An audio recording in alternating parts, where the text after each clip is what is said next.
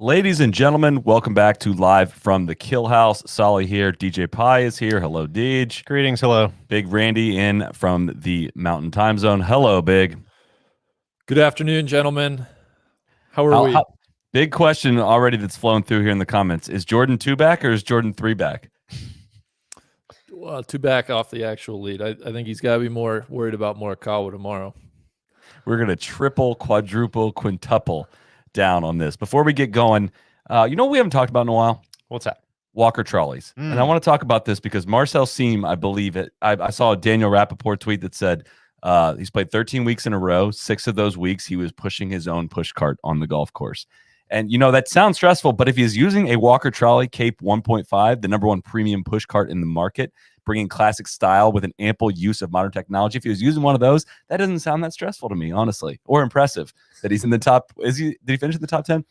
Who could say? Who could say? We'll find out. The Cape 1.5's polished aluminum frame and use of waxed canvas and leather creates a trolley. Stands out all over the golf course. Immediately, whenever I bust this thing out, I get a lot of questions about it. Now the Walker Trolley comes with an even more storage options with the new sand and water bottle holders. It's made of 12-ounce wax canvas, and the new sand and water bottle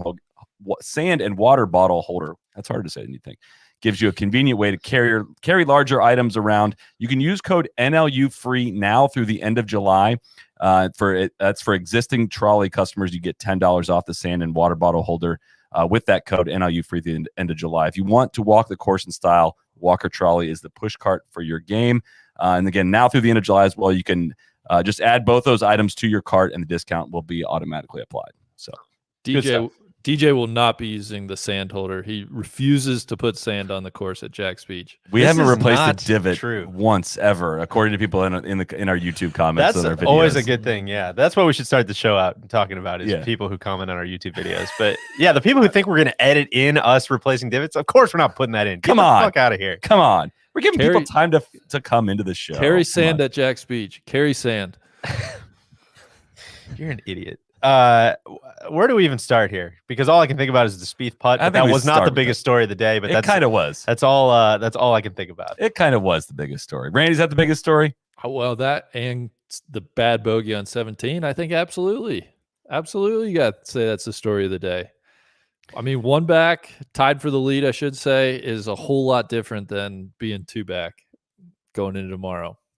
I said it yesterday. You dogged me for it. All right. That, you know, as well as he's playing, he's just wasting a few shots here and there. Just seems he's giving away a couple shots that he should not give away. And it just doesn't feel like it's quite adding up. You dogged me for it. Do you want to dog me again? You want to triple down on this or what? How do you want to do this? I wasn't even on the podcast. I know, but you did all in the Slack and everything. Oh, Solly denied him 3 times. All this bullshit.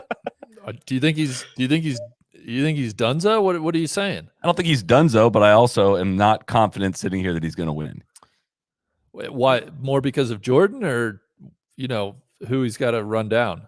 I mean, how far back he is. Louis and Morikawa ahead of him has me a lot more worried. If it was just Spieth and Louis and he was 3 shots back, I wouldn't feel nearly as worried as I am now. Like he's got a 10% winning chance of winning as of right now for a reason. Like going and getting 2 of those guys is so much different than going and getting 1 of them. Yeah, that's true. You don't have the big 2-shot swings are not limited to 1 person. It's not a match play situation, as we know. It is very much they're going to be playing stroke play tomorrow, which is important. I don't know why that was so deflating to me, but all of a sudden, like 2 shots for some reason just feels so much different than 3. And 3 shot, we were saying it standing on the couch or sitting on the couch was kind of like, man, he might have just lost the tournament right there.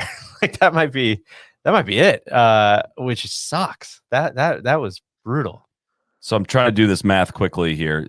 At one point, Morikawa went all the way back to -6 through 5 holes today. And that's what I got to keep reminding myself of. This is not I think -7, Solid. He was never at 6. Apologies. But he was 4 back at least, right? I mean, he was right. He was a ways back. And really, I mean, we'll get to him, I'm sure. He fell back to -7, and at Spieth at one point had it to -11. And Morikawa beat Spieth today on Saturday. Not only is he up on the leaderboard, but he beat him just today. I mean, that was a tough and depressing finish. But Morikawa's putting looks good enough. It doesn't look like, again, we talked about this in the last couple recaps too, of this green setup seems to be good for him, needing to hit putts firmer and not like delicate PGA Tour greens, stimping at 12 and needing to diet in and having special touch seems to be a weakness for him. Seems to set up very well for him. And it does not seem to, I mean, if we're talking about flaws in putting, we're talking about Spieth right now from close range, based on what we just saw, more than we are Morikawa. So, yeah. And the freaking iron play, man, it is like, it's kind of like he leans a little bit when a ball is in the air and you're like, oh man, he kind of lost something to the right. It lands like 5 feet right of the hole. It's bananas. And it looks so regular on TV. It's kind of like, oh yeah, he missed that one to the right. If you saw that in person, how freaking accurate those shots have to look in person. Oh my God, dude. It cannot be emphasized enough how strong of an iron player this guy is. It's absurd. And that's what I was going to say is if you were building almost like the video game simulation of what the most fun leaderboard would be tomorrow, or like the leaderboard that would maximize the amount of fun possible tomorrow, it's Louis in the lead is like, all right, that's fun. What's going to happen? That's really cool. The guy who is the best iron player in the world, who could miss any putt at any moment, who's is going to Spieth or Morikawa, well, right? Is going to flag it, and the guy who's like very, against all odds, our underdog hero is like, he's 3 back, or did he finish 3 back, 4 back? He's 3 back. He's 2 back in Randy's bid. Right, he's right, 3 back of of Louis, who's technically tied for the lead or solo lead here.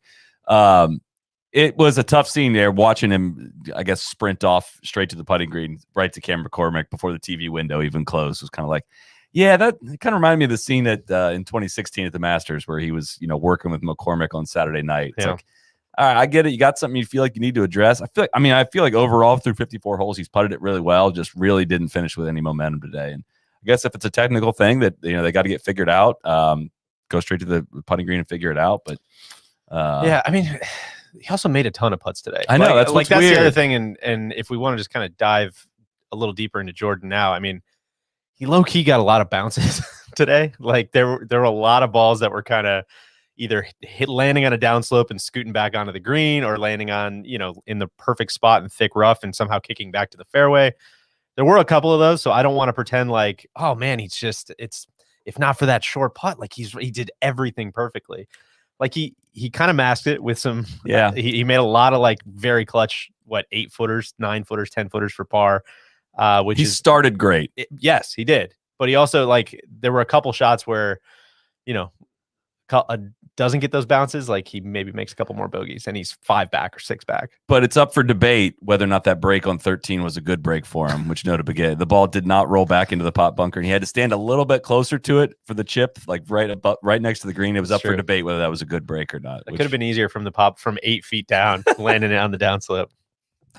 I thought his I'll just add to that too, his par on 15 or on 14, the par 5.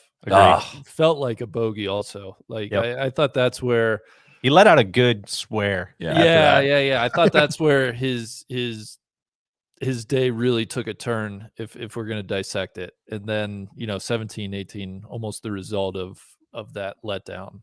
Yeah.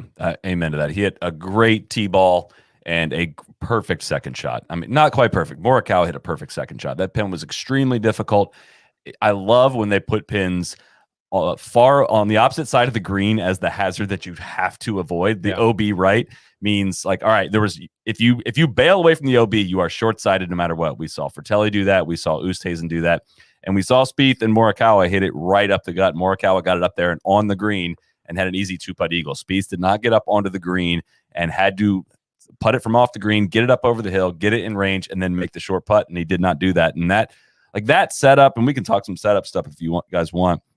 That was major championship golf right there. That was like watching a few groups come through, knowing the ball's going to roll up here. It is not land it wherever you want. You got to avoid this bunker. You got to land it in this spot. You got to get it to right here to gain the shots. Like just watching true strokes gained in action on something like that. There was a couple holes like that really were working for me. 11 and 14, most notably, putting those bunkers or those pins right by bunkers, right near big slopes that just had to be. You had to take on the slopes at some point, either if you got over that with your second shot or over it with your third shot. That's championship golf to me. I know I've been a little half in, half out on St. George's to this point. Today it came alive, even if Louis thought some of the pins were questionable. Well, I would throw that to Randy. I think if you that's all we're asking is for a couple complaints after the round. Yeah, if guys aren't, if you're not making guys uncomfortable with pin locations and setup, what are we doing in a major? I amen to that. My only beef, and this isn't on St. George specifically, it's just the fairways are just soft. You're not getting that British Open rollout. There's not much drama. Oh my God, will this ball keep rolling into the bunker? I really miss that. Yeah. Had a couple of those early. I think did Morikawa have one of those on one, right, where it just lands, a foot short or something, and slowly does the slow creep and then picks up speed and goes into one of the pop bunkers. Like the plane those are cam great. on number 2 for Yeah, Morikawa's that was tee great. shot, that blew my fucking mind. I've never seen a shot like the plane has to be so well timed to come over and get the frame in the frame where the ball may or may not land while the ball is coming down, and they nailed it. That was awesome. That was like a highlight of the day for me. Yeah. On the pins, I mean, we heard a couple people talking about that, right? I mean, Rom's press conferences have turned into really like 100%. very must see type stuff. Are you coming around on Rom at all, Randy, in the last couple weeks, months? Listening to Rom is infinitely more pleasing to me than watching him play golf. I still cannot get with his aesthetic. There's just something there about watching him hit the golf ball. But great dude. That was a great, lot of insight he packed in that short interview there post round. And I wouldn't even say he was complaining. He just said there were some pins that were hard, and it seemed like he was almost relishing it. Not that Louis was complaining, but it was like, a couple of them were a little sketchy. I forget his exact wording, but it's like, come on, man. Like, everybody's out there playing. Well, what I loved about that interview is he actually started off ripping the TV covers that he hasn't been watching. That was sick, too. Yeah, you can't really tell the slopes on TV. He's like, I'm sure what they're saying on TV is it's just a perfectly nice day, no wind. But let me tell you how hard it was. It had whiffs of the you'll remember better than me, but what was the thing where he was talking about how the 4-man scramble or whatever would break? Oh, they wouldn't break 100. They wouldn't break 100. Yeah. It had whiffs of that, which is good. More of that. I like that, Rob. That's good stuff. I will say there's probably something to like walking off a golf course. One, if you're a pro golfer, you shouldn't care, but walking off a course and just knowing like, yeah, dude, that was like way harder than I guarantee you guys presented it. Yeah. Every time they get low, the slopes of this golf course come alive. And I felt like today was the first day where they had pins in spots where it was like truly wrong side of a slope. You're done. Like you're toast. Yeah. You cannot get close to some of these pins. 17 was sick. That's what I was going to say. 17's they hammered it rightfully so on the broadcast. I think that was the easiest one to see, right? Was if you drive it too close to the green, this thing is right over the false front and you're going to have a really hard time. Louis had to kind of take his medicine. I think he had kind of a dodgy lie, but had to hit it, 30 feet past the pin. What did he have? 60 yards in, 70 yards in, something like that. And his good shot is kind of 25 feet, 30 feet past it. And that's where you throw numbers out the window for like, yes, of course, like tour average from 60 yards is going to be closer than it is from 140. But with firm conditions and a pin that's on top of a crown that you need to land it right next to, that makes a difference. And that's the beauty of somewhat firming up conditions. It's not firm, but it's still links golf. Yeah. So, fun stuff. I'm having a great time with this tournament. I think we've waited 2 years for the Open to return, and I think I can still say it. I think St. George's is quite easily the least exciting and quote unquote worst course on the Rota. Yet at the same time, it's totally fine. It is enjoyable to watch. It's not a hole in the Rota at all, and there's very few memorable holes, but it's a delight to watch links golf even in the most benign conditions. Yeah, so I couldn't agree with you more. I think a couple things going back to Jordan a little bit. I do want to be fair on both sides of this because you'll hear, again, rightfully so, I think, so much on the broad. Big both sides guy. Thank you. Big both sides. You got it. Great people on both sides. Many people. No, but you hear him talk so much on the broadcast about, Azinger said it in a really good way that I wrote down today, which was that he's playing, quote, visual golf, which is a totally that's a different way to think about it. And that's really well said. And they talk about it so much when he's playing well. But you could see a couple spots, that's what I was saying, with just a couple of those tee shots where it's like, oh man, he's not maybe also playing like the perfect technical golf. Like it's really good when it is going well. Like let's talk about how good it is and how fun it is to watch. But he definitely seemed like, to borrow a phrase from Bryson, he was a little bit on the razor's edge there in a couple spots. And so that's just a really interesting kind of disconnect between those two ideas. Where do you guys want to go next? You guys want to talk about Louis tomorrow? Oh, okay. Yeah, we can talk about Louis. No, what do you got? You got the weather pulled up. What do you got? Yeah, it's high of 79, sunny. They're calling for a wind just up to 8 miles per hour, so maybe even more benign, more sunny than today was. I hate that. Which segue, I think that really favors Louis. You know, Does it? I would think the harder. So. I think the harder the better for him. I kind of think the opposite, but that's interesting. Why do you say that? Well, because he's just he just hits it straight. So when there's no wind, it's just like he puts it on autopilot, and it's just like, okay, I'm just gonna hit straight. Like it doesn't involve, once you start bringing in variables, and he's got to start aiming, off the center line some. I feel like he would get in more trouble that way. And there's something about a short game. I just don't find his, and it doesn't lend him to have to scramble as much. And I don't know. I think benign and just fairways and greens obviously favors him. I think that makes sense. I guess statistically, the easier it is, the more chance someone has of running him down. And right? That's Would be true. my only counter to that. I think it's just like the harder it is, the more chance that like a ball's going to plug in the bunker. Like it gets blown up in the wind and ends up in a spot where he's going to make 2 bogeys in a row, like the slightest bit off. And then chances are one of 10 guys right behind you is going to have a great day and pass all the tests in the wind. And in theory, I mean, it can go either way, right? You can go play a dominant round in the wind and run away and hide from everybody. But that's what it seems like though about this golf course. And we've said this, I think, on Thursday, but why it's a different type of open is it just doesn't seem, unless you're, RIP Marcel Siem, who hit the iron out of bounds on 14, like it doesn't seem like you're going to make a triple somewhere, right? Like it just seems like it's going to be a really slow leak if you are going to leak. But it also seems like somebody can like run you down. And that's where, I remember going, the Saturday show that we did going into the final round of the US Open was very like, someone's not going to go shoot 63 tomorrow, 64. We were like, maybe if Rahm ties the best round of the week and shoots 67, like, he might have a chance to win, but like, he's got to do that. And tomorrow it's like, no, I mean, somebody very well could shoot 64. They might do some more like easier pins tomorrow. They might do a little. Today was tipped out all the way, a foot off the rough on every tee, and some pins in some very difficult spots. They may set it up for a little bit more excitement today. But I feel like the more difficult you make the pins, also like if it's 18 holes more of like precision iron play. Louis is an incredible iron player, but like he's playing with Colin against the best one. And the only thing I'll say about that makes me really like Louis' chances, you can take this either way of like I feel like Louis burned a lot of edges.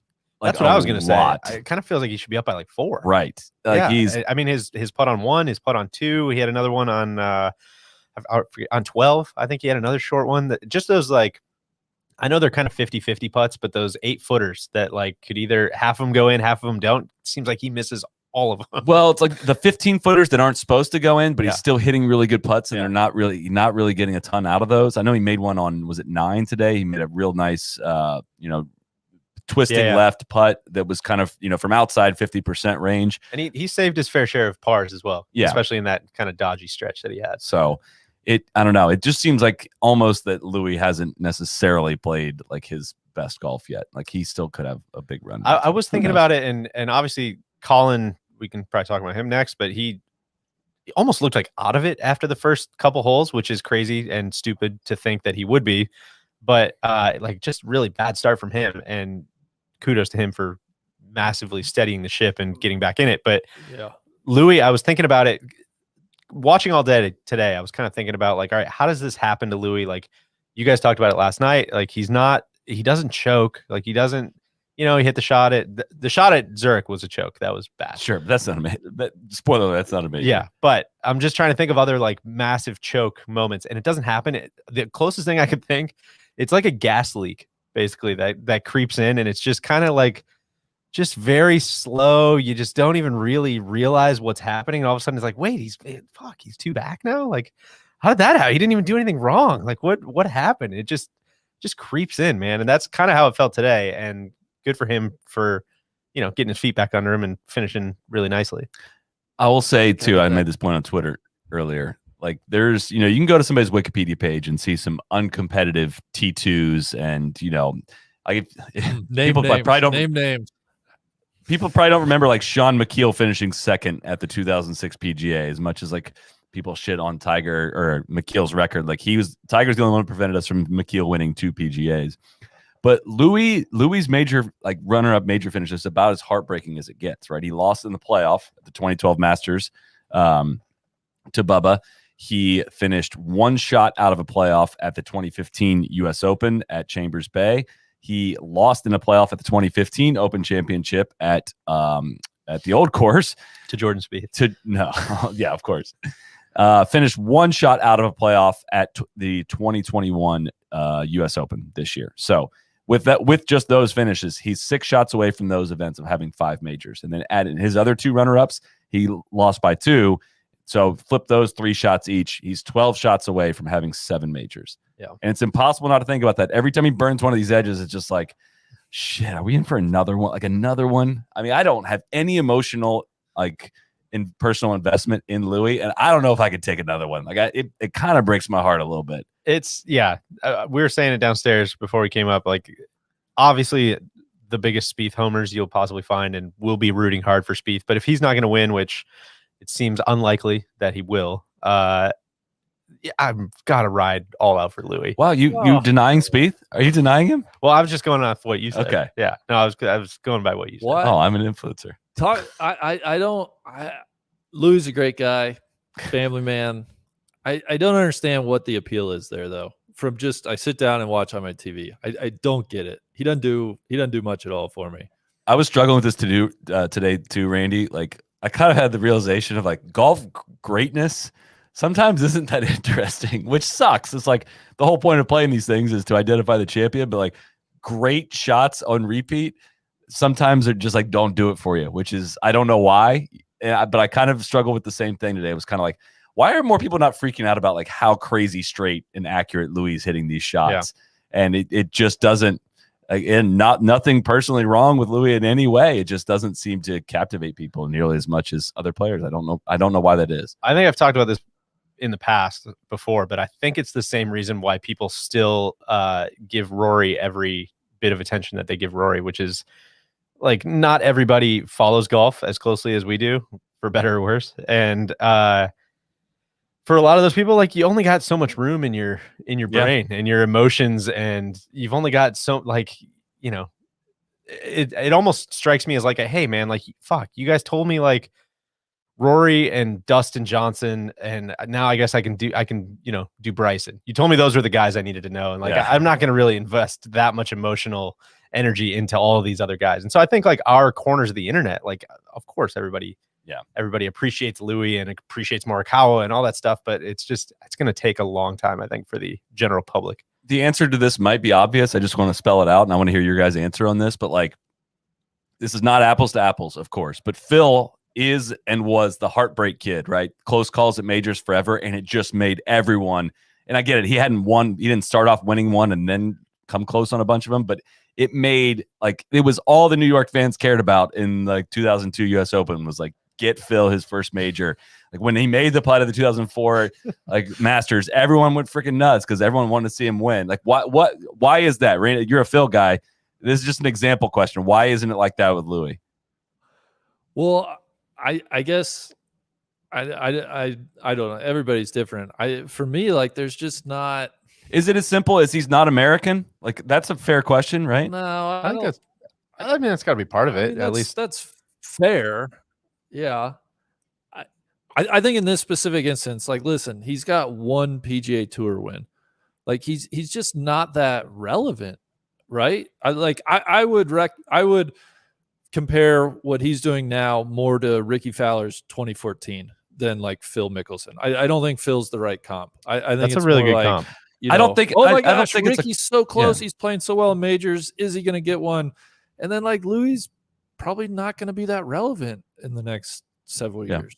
That's what I was going to say. I think people like to invest in the people who are going to, be the next thing. And that's why everybody like Spieth played well at the right time, right? Where he was kind of in between a lot of these. He was kind of, Tiger wasn't relevant. Rory wasn't doing that much. And Spieth kind of just like soaked up all the energy, and he was super young, and he's American, and he plays this weird style of golf, and he's a great quote and all these things. And it's just, dude, it's hard to it's hard to break through with people. Yeah. You got to have a lot of shit going for you. I, for the record, was not trying to say Phil is the comp for Louis Oosthuizen. I'm just trying to identify the reasons why the reaction is different. I think we did. Well, no. I guess from my standpoint, I look at more like I didn't get that excited about Ricky. You know, like What? So, you got excited about hating him. I think that's it for me, and I think maybe just personally speaking too, I just the style of golf they play. I think that's what's always attracted me to Phil is it's such an emotional roller coaster, and with Louis, it's as I think DJ, that's a great analogy. It's like a slow carbon monoxide leak sometimes. And that's not. I'm gonna ask a question, and I'm gonna give you guys a minute to think about your answer. Okay. Is it a 3-horse race? Don't answer yet, because first we're going to check in with our friends at Original Penguin. You know I got my light hoodie on. Always, I'm wearing the light hoodie pretty much every day, even in the summer. DJ's rocking an Original Penguin shirt. When we say we wear this stuff almost every day, Randy, you were told to wear an Original Penguin shirt, and I don't think you did. So, well, no, I need a re-up. Okay. Shout out Hamster. Right now, originalpenguin.com. originalpenguin.com. You can get 20% off all purchases by using code NLU20. We've talked a lot about a lot of the different Original Penguin stuff. I actually got shorts on too. I'm not going to stand up and show you guys those as well. But Original Penguin's been working to get more green. They're offering more sustainable products, not only in just an everyday wear, but also for golf. You can find golf styles that have about 20 to 30% recycled poly in them. They got unlimited stuff when it comes to like golf shorts, golf pants. I'm a huge fan of all of their hoodies, sweaters, sweatshirts. It really is unlimited. They're always coming up with new stuff. We were going to re-up some stuff, getting ready for Tour Sauce coming up. I was like, no, I'm good. Went through the website, of course, and picked out like 12 new things. It's fantastic. So go to originalpenguin.com. Use promo code NLU20 for 20% off your purchases there. And anything else to add on Original Penguin? What do you love? I love their polos. I love their hoodies. I wore the sweatpants all day today. Sweatpants are great. Super cozy. I will say this. It's not weather appropriate to wear right now, but my favorite on-course sweater is an Original Penguin black. Just the knit one, like the checker. Sweater. Oh, those are fantastic. I got like 4 of those. It's like 90 degrees here today, so I didn't want to throw that on. But is it hot in Denver? Oh, is it hot out there? I'm sorry, bud. That's one of my favorite pieces of golf clothing. I've got some outrageous stuff coming for the Tour Sauce trip as well. Looking forward to that. All right, Randy, is it a 3-horse race? I want to clarify real quick. Jack Edwards in the comments apparently called the front desk regarding Louis. They say it's not gas. It's not gas. It's not gas. That's a deep cut. It's just the heater. Turn it on for the first time this season. That's full-time hitters only. Crack a window if you're nervous, but not gas. It's not gas. Yeah, it feels honestly, I'm worried. Like it feels like it might be a Louis Collin just 2-horse race, which is fine. I could see Spieth going one of 2 ways, where he shoots 73 tomorrow, or he comes out and does something great. I just love that with the Condittis. I just don't think anybody can go low enough to catch those guys. That's what I was going to say. Is I feel like you do got to start. Everybody always, I think, myself included, likes to say like, well, if so and so shoots this tomorrow, like that doesn't really take into the equation like what the leaders are going to shoot. Right. And I think you got to almost start with like, what are the leaders going to shoot tomorrow? And let's figure out what the number actually is. And it just does not feel like Louis is going to shoot worse than even par tomorrow, does it? It doesn't feel like it. Doesn't mean he won't, though. Doesn't mean he won't. But I mean, we've seen him in a. Go ahead. Oh, I was just going to say, like, don't you think like 14 as a winning score is pretty conservative? Yeah. At least for a playoff. I think that feels really good. Then you're looking at outside of the top 3. I mean, like Turner has to shoot 64 to get into a playoff. Rahm has to shoot 63 to get into a playoff. Like I don't see it. Yeah. Winning score probabilities per data golf are spread pretty evenly between 13, 14, 15, and 16. I think there's just a lot of uncertainty as to what the weather and pins are going to be like tomorrow. So, but point being, for Jordan, I think it's like you got to shoot at least 65, right? 66. So again, bookmakers know what's up with this stuff, right? Spieth is plus 500 for tomorrow, like 5 to 1. That's not a long shot. No, that's not. And that's his data golf percentage is obviously way less than that. There's always a VIG built in there. His data golf winning percentage is 10%. Louis 43, Morikawa is 31. That all feels pretty right. I mean, everyone else basically has a 10% chance that it's not a 3-horse race. So in that regard, I would not say it is. I think Rahm can win this tournament. I truly believe that. I mean, it takes. But I think he's going to need some help. He will, but like it's like Louis still in control, right? What's Louis the and path Colin. for Rahm winning?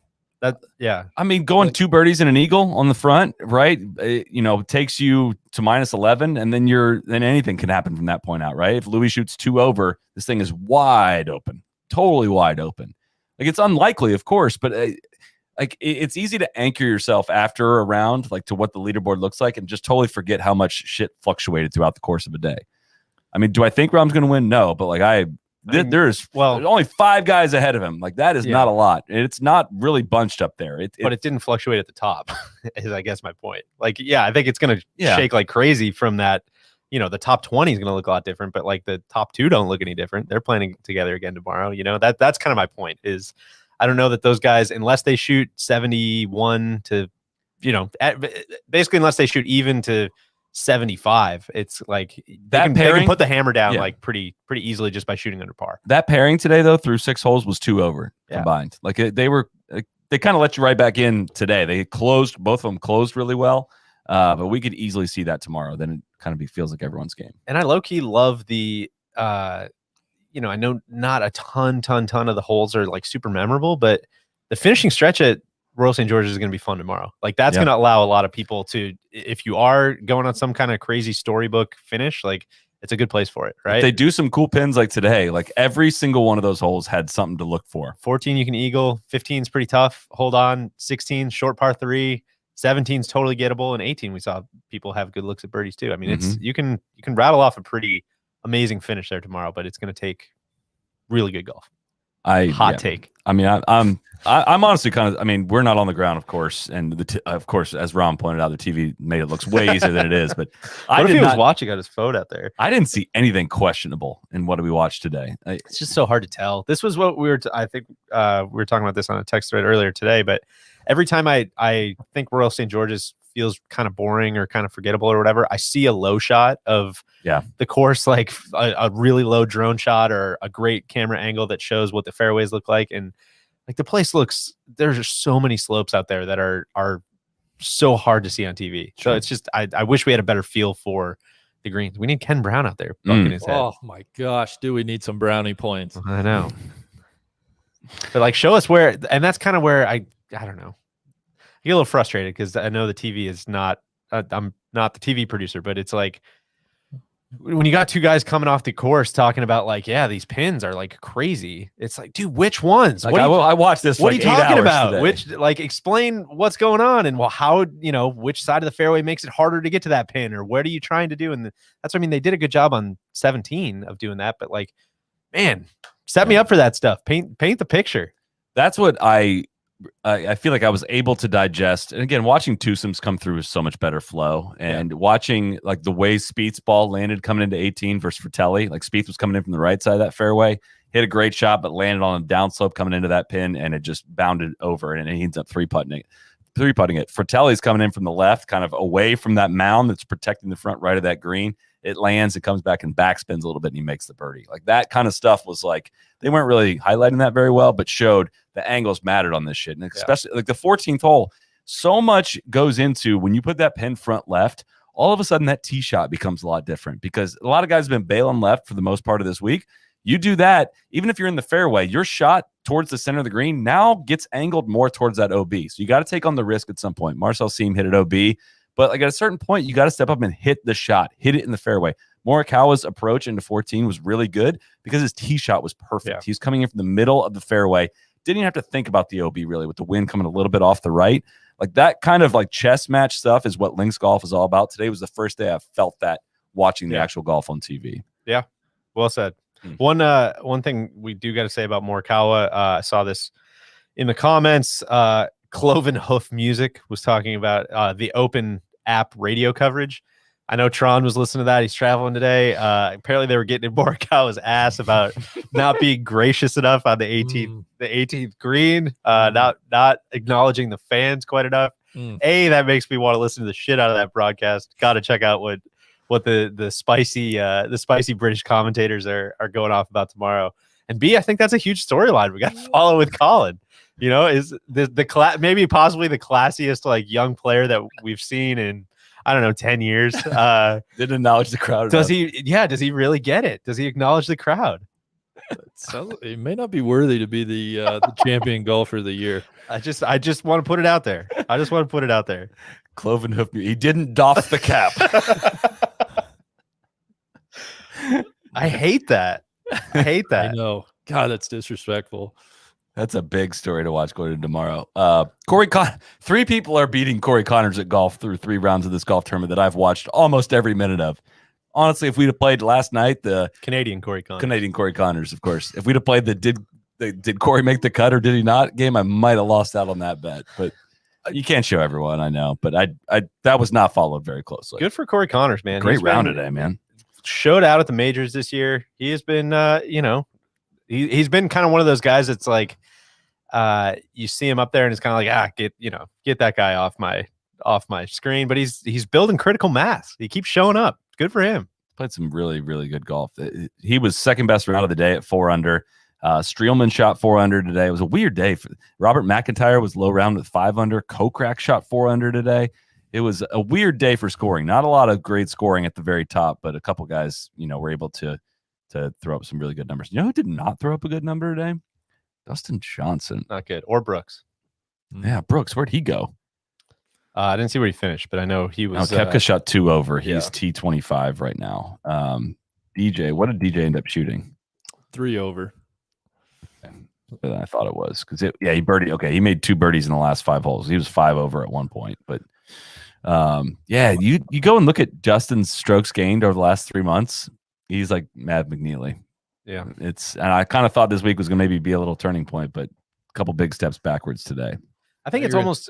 I mean, I could be talking on my ass, but I think this is a little bit of what I was 90% of what we do. It's a little bit of what I was talking about with Spieth, right? Where it's like Dustin seems like a pretty visual player as well, where he a lot of times can just step up and like see the shot, hit the shot. And I think that works. And it can be like a great boost and a great, like, kind of hit of juice when you need it, especially when he wasn't playing great coming in. But it doesn't replace like also just being really technically in control of what you're doing. And I almost think you see the opposite with Rahm, right? Where it's like Rahm's playing the best golf in the world other than Richard Bland coming into the week and has like a rough day on Thursday. And maybe the course doesn't fit his eye, or maybe that style isn't fitting his eye right away or whatever. But like the technical proficiency just eventually wins out, right? Because he's just literally playing good golf.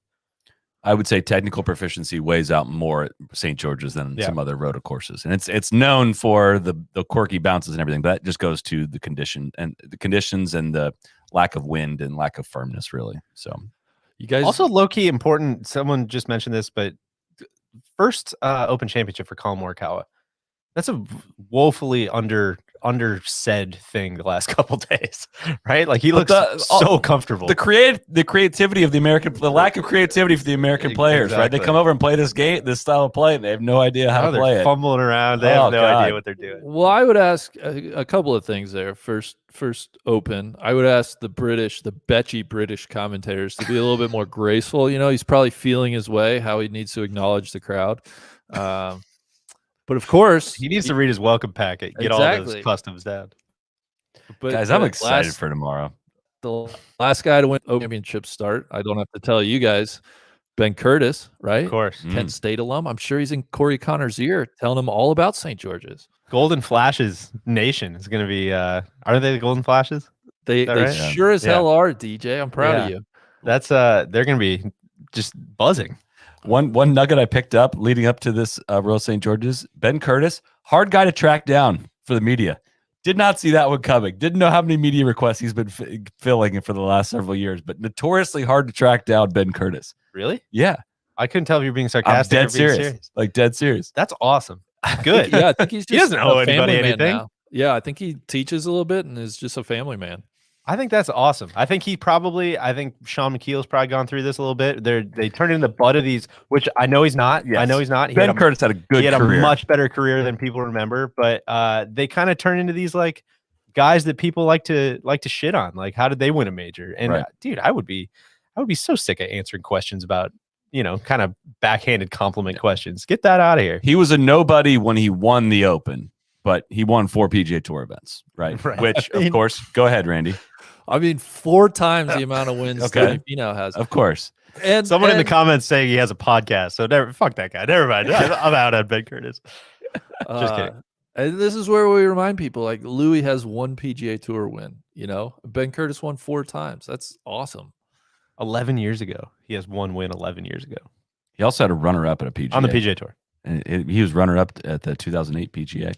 The other thing I want to say about Louis, and maybe we unpack this a little bit tomorrow on the podcast, we can dig in a little bit, but we talk a ton about like different majors fitting different styles of play. And Louis, like, he doesn't hit it short by any means, but he doesn't nuke the ball, right? And kudos to him. Like, he shows up everywhere. He shows up everywhere at pretty much every type of golf course, pretty much every type of major. I mean, it's really impressive, and it kind of seems like this player that is starting to like not really exist anymore. Okay, so that's a great jumping in point for something I want to discuss, because he does show up everywhere, which I think is like because he hits the ball so well, right? And Solly, I couldn't believe it. He's number 1 in putting this year, right? There's discussion on Twitter like, oh, if you were going to build I think Shane Bacon was saying like the perfect golf demeanor, it'd be Louis. So I'm sitting over here just like screaming to myself, then what's missing? You guys got to tell me what's missing. Like, why doesn't he win? If he's got perfect everything. It's the Fermi paradox. If they were aliens out there, would they be here by now? The fuck is going on? I'm just like, something's not adding up here, right? Yeah. Again, this is going to go back to an argument that I have not won in your guys' eyes, but like, it's so hard to like go play major championship golf, beat 99% of the best players in the world, and walk away from it being like, yeah, but why didn't you beat 100 of them? Like, that one more person that you have to beat. And if we're gonna say it's not been tied to collapses or not, not being able to get it done in the clutch or anything like that, then I think I hate like deferring to bad luck, but it feels like almost impossible that you could have that many close calls and not win more. Like, and it's just the wrong side of coin flips. Yeah, a lot. And he's in a coin flip right now. He's like almost 50-50 to win this thing. Another one. Like, but the chances are the same that it's going to flip, yes or no tomorrow for him. It's not like the averages don't work like that. It's not going to even out tomorrow. It's not greater chance that he's going to win just because he's lost the last 6 of them. Right. And yeah, that's well said. I mean, I think there are like, once you get to the last, 9 holes, 4 holes, 6 holes, whatever, like I think there are things you can do, obviously, to put your thumb on the scale a little bit more. Don't hit it in the shit on 17 at Torrey Pines. Like, yeah. I mean, that's the most obvious example, but you know what I'm saying? Like, he hasn't made all the putts that he's needed to make. He hasn't done all the things, but when it comes down I'm to with you. It feels, it's not just a matter of like, this guy sucks and can't win. There is something else going on there, but you also can't ignore the first, like, there should be more. Yeah. I mean, you don't end up on the wrong side of a coin flip if you go out and win by 4, right? You could always be 4 shots better and go win it, right? So I hear you there. Just think about this though. If he's got an 8-footer to win tomorrow and it like rolls over the right edge, just like I kind of go crazy thinking about these things. Like, imagine like the degree. I'm gonna tweet so hard. Imagine the degree of which something you had to do differently for that ball to have fallen the other way. Like, hey, why didn't you hit the ball, a quarter of an inch more further left than you'd have won the major? It's like, all right, well, that means I needed to close the putter face from this far to that, not even that far. That would probably be too much. Or my putting stroke needed to change this degree to like the minute details of some of this shit, and watching putts flip out at the highest level when they have this much on the line. I don't know how you tolerate that. I don't know how you train your body your whole life to deal with things that like could be so freaking like I did literally all I could to try to make that putt and it didn't go in. So do you believe in free will, or do you think everything's predetermined? You know what? I'm still figuring that out, Randy. You started another podcast to talk about that. This is where let's just hit a quick drive-by of Finau. But this is where I always laugh about Finau is like he doesn't get to that point. You know what I mean? He never. This is not relevant. This is why I think they're different. Seriously, I think Finau and Louis are massively different in that Louis like continues to actually be a contender for these things, whereas Tony gets to number 7 and it's like, fuck, I just hit in the water.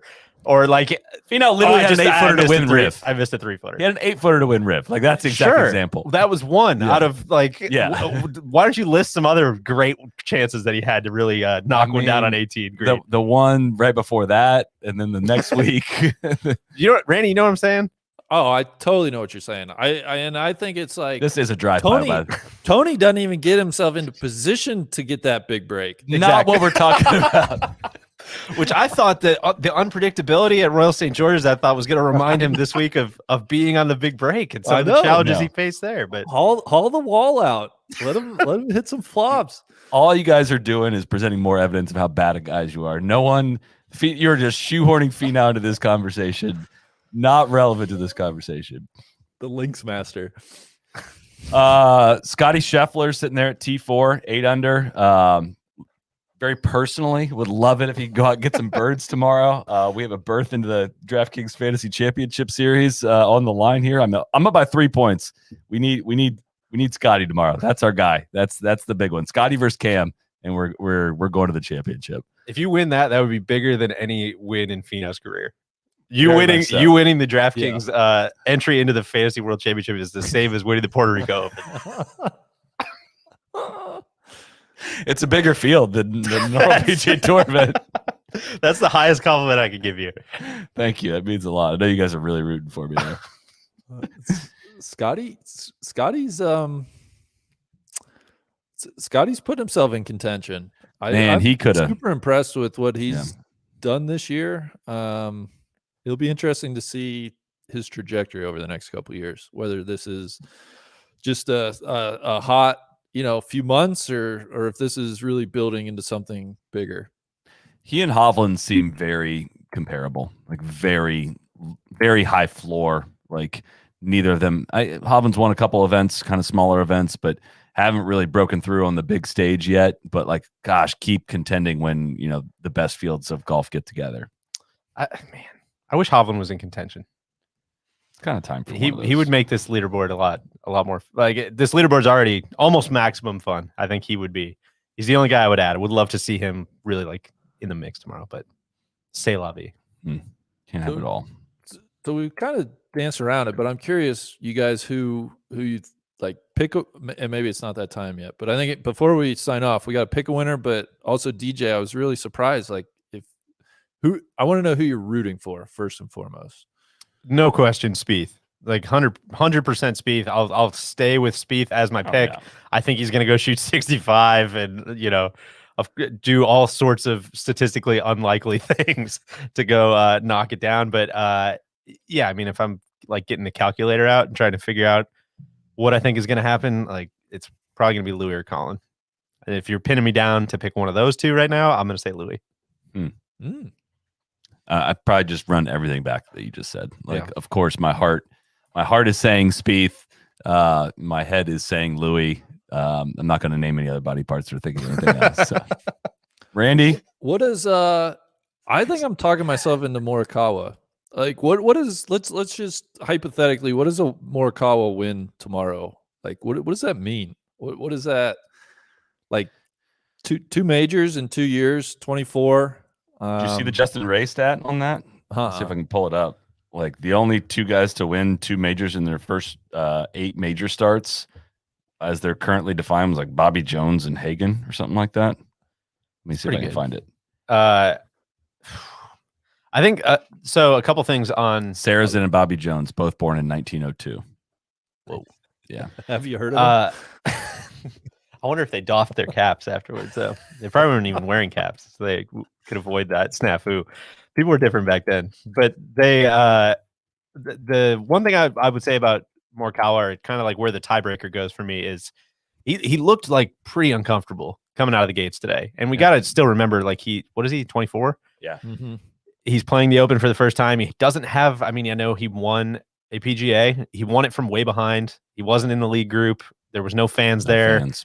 Like, I mean, he's still, understandably, I would think, is going to be like pretty nervous. And Louis looked completely flatlined. Came in and like he missed both putts, but came in and flagged it at the first 2 holes. Like he just doesn't look. But rattled. isn't Louis' scar tissue more than Colin's though? I guess. Right. There's more pressure on Louis than Colin. Yeah, but he just doesn't seem. I don't know. He doesn't seem to show it though. Like It's I know, other than to ignore though. It is. But he seems. I don't know. At the same time, like he's also had a lot of chances.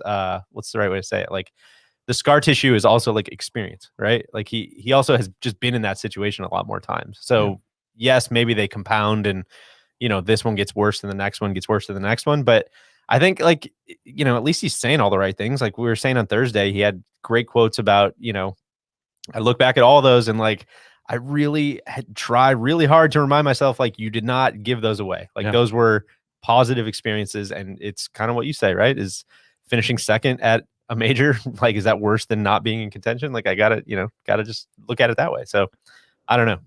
I'm a big believer in, it was either on, it's not a original thought, but to win a major over 4 days, you're going to have at least 9 holes, 18 holes where you don't have your A game, right? Mm-hmm. And what I'm trying to figure out is if I'm not sure if we've seen the sketchy potential golf from Louis yet. Maybe his back 9 today, but I feel like that front 9 today from Colin was that a little bit. And it almost makes me like those 2 putts he hit on the par save and then the bogey save on 1 and 2 were like massive. I'm kind of talking myself into like he might be through the woods here and obviously felt really comfortable coming in. Ran some putts just by, but he just seems so steady, man. And his win at Harding Park, that drive on what was it, 16?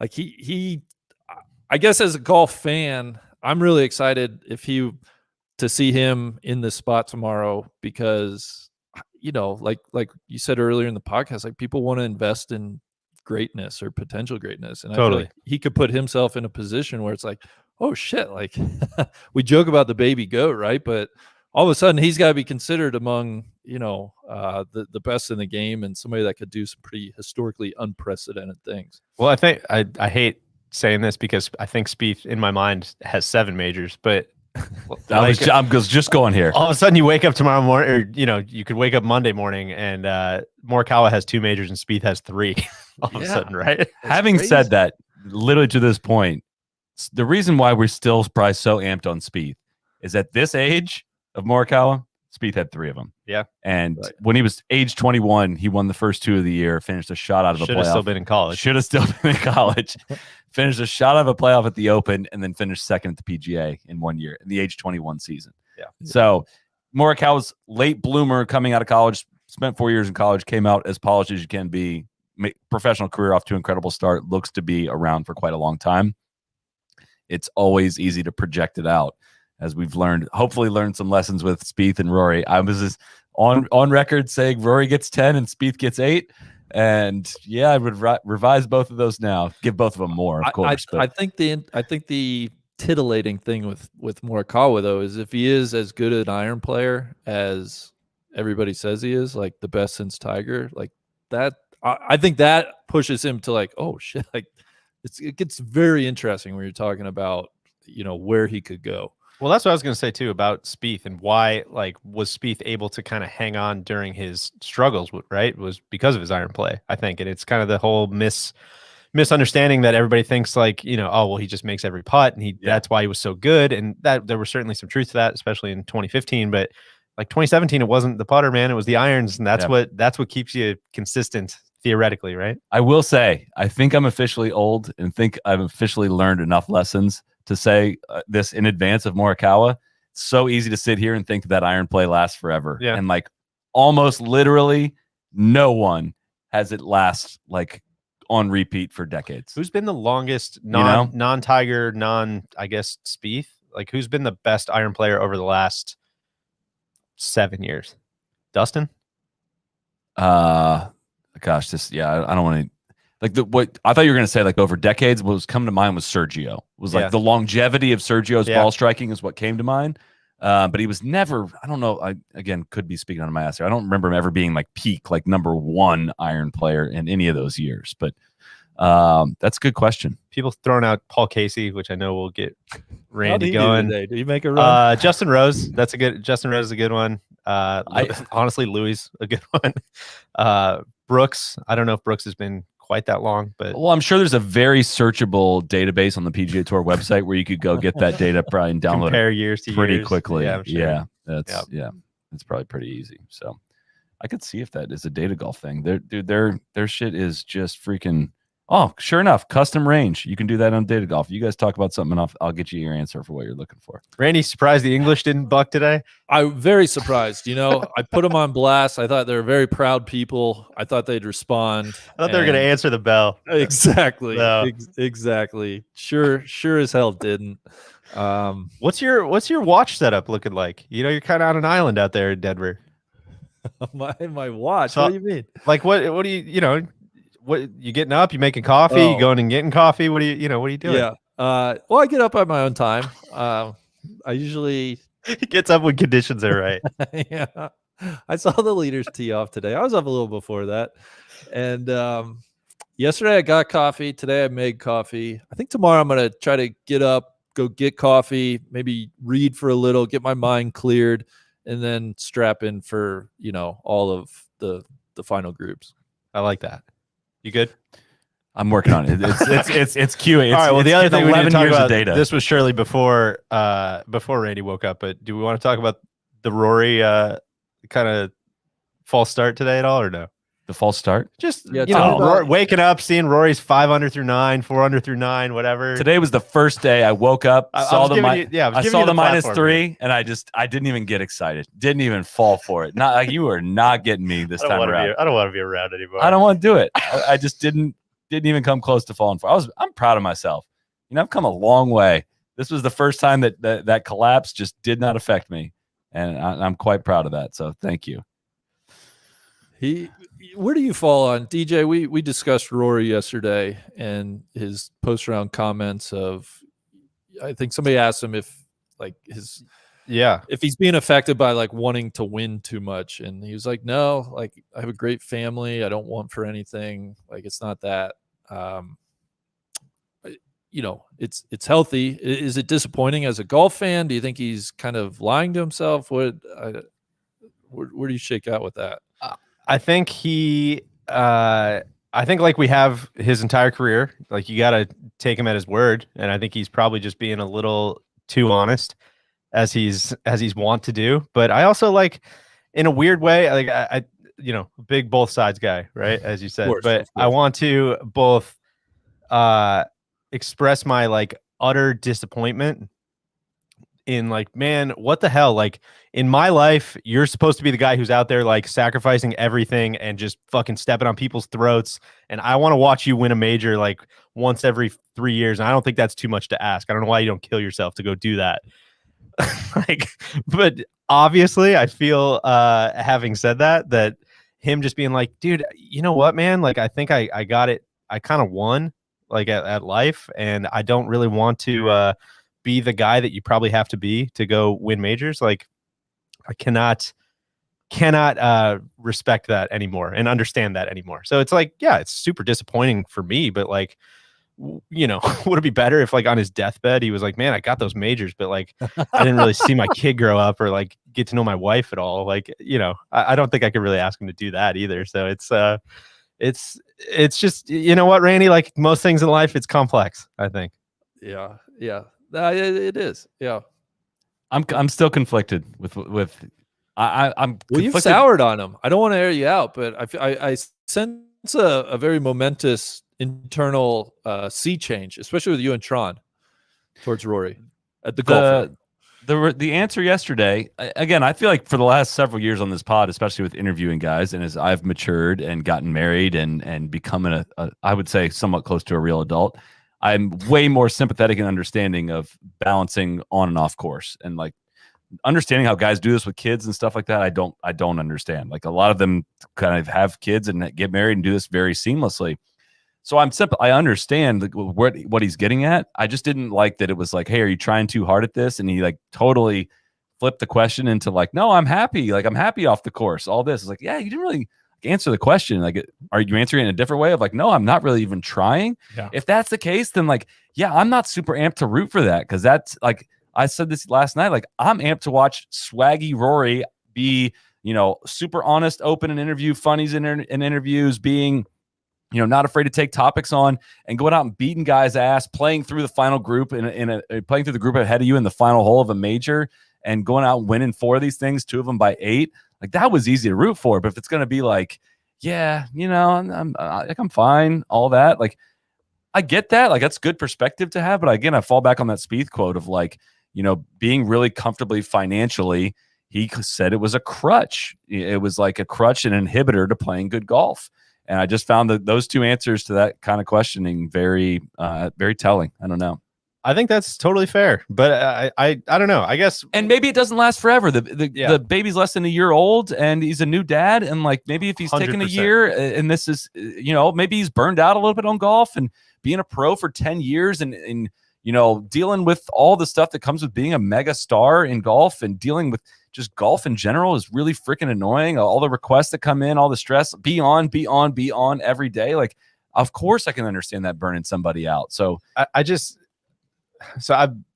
is going to be a weird place to start, but I've been thinking about Bryson a lot just the last couple of days since his quotes. And I think maybe we'll get into this more tomorrow because I'm going to need some more time to think about what I'm trying to say. But I wish everything, like it's very easy.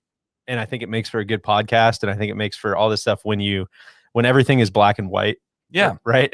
And it's just really, it's nothing in life so is easy to be on the podcast and be like, Bryce is a fucking dick. I don't know what he's doing. And like, then you start to unpack like, well, fuck, I don't know. Maybe he's probably had a really weird life when you think about it. Like he probably has been picked on a ton. He's probably like been looking for validation in all kinds of different weird places. And now like he finally reaches the pinnacle of his sport and everybody's making fun of him all the time.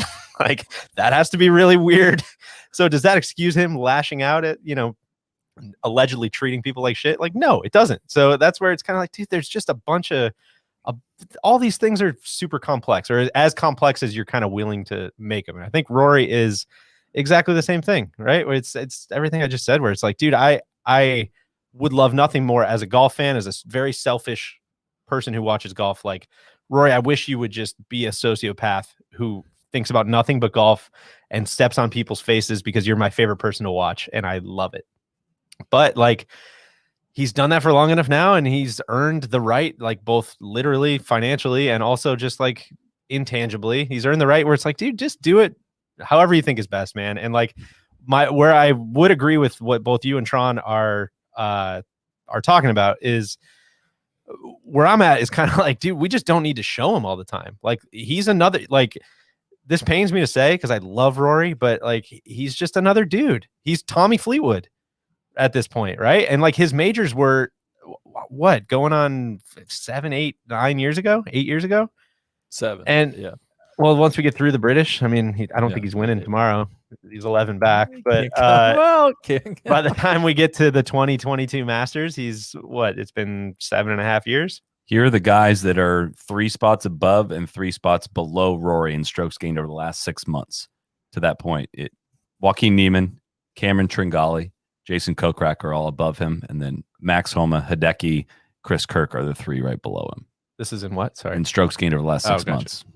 So, like, basically, what the kind of play, what level of player have you been over the last 6 months? That's so. I guess tying a bow on my long rant here. I guess what I'm trying to say is, if that's how he wants to look at it, like I don't fault him at all. And if he wants to, have the perspective that it seems like he has, and he wants to, have his family occupy a bigger part of his life than his golf, like, dude, by that's all fine. means, like, go for it. Yeah.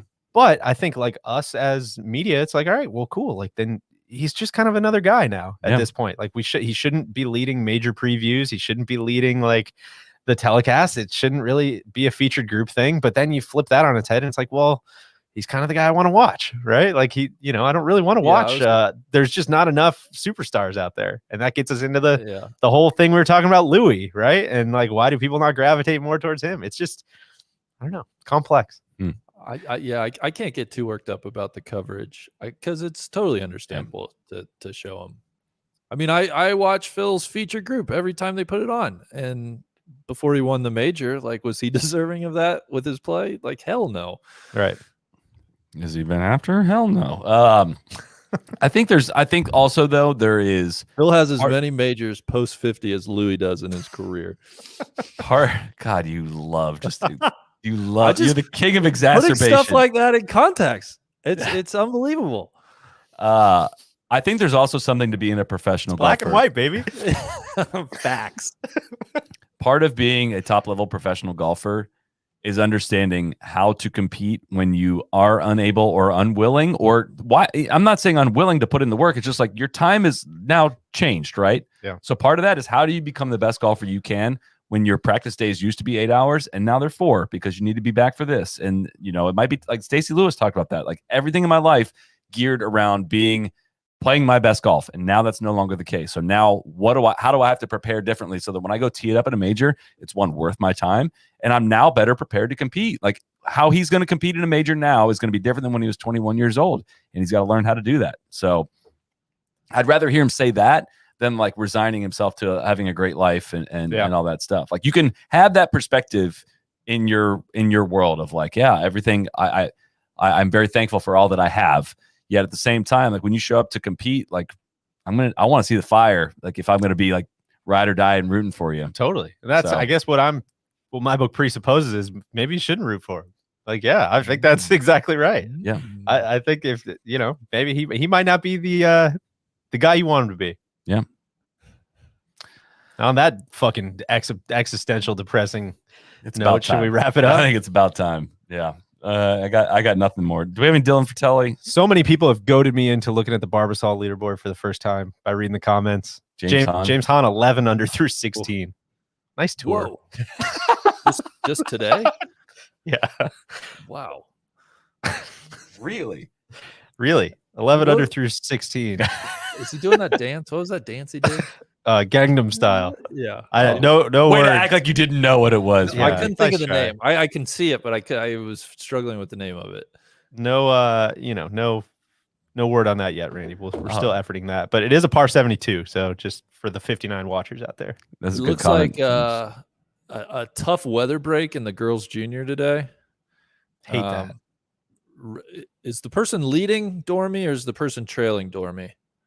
I always get this wrong. I will undoubtedly. I could say it both ways and get it wrong both ways somehow. Okay. Well, Rose Zhang is 5 up with 5 to.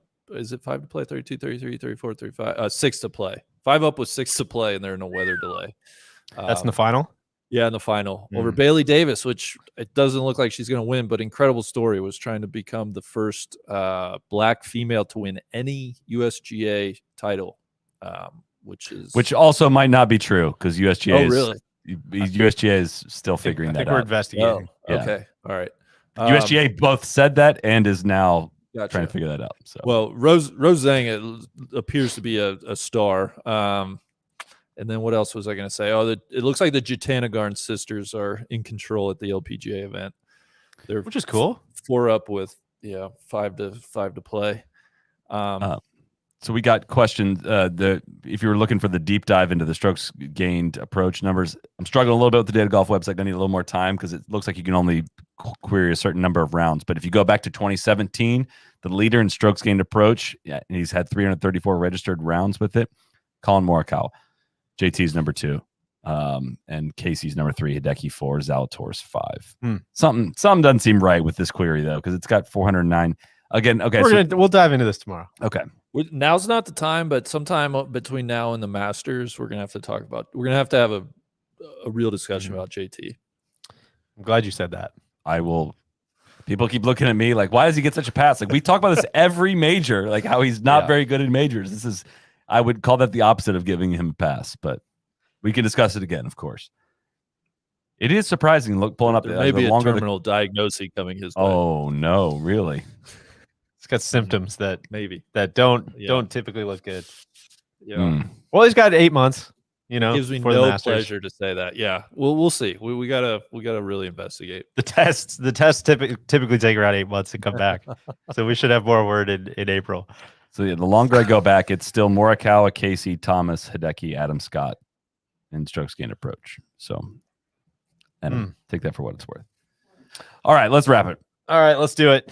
Guys, that was a blast. fun. I'm very pumped for tomorrow. I know we got am kind too. of bleak and dark there for a minute, but I'm really excited to see what happens. No, tomorrow's gonna be brilliant. All right, guys. See you tomorrow. See you, bro. Yeah. Cheers.